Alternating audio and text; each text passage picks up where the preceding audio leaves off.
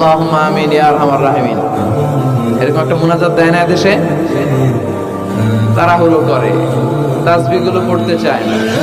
তাসবিহ পড়বেন, বিশ্বনবী সালাম ফিরানোর পরে আল্লাহু আকবার বলে আওয়াজ করতেন, এরপর 3 বার পড়তেন আস্তাগফিরুল্লাহ আস্তাগফিরুল্লাহ আস্তাগফিরুল্লাহ।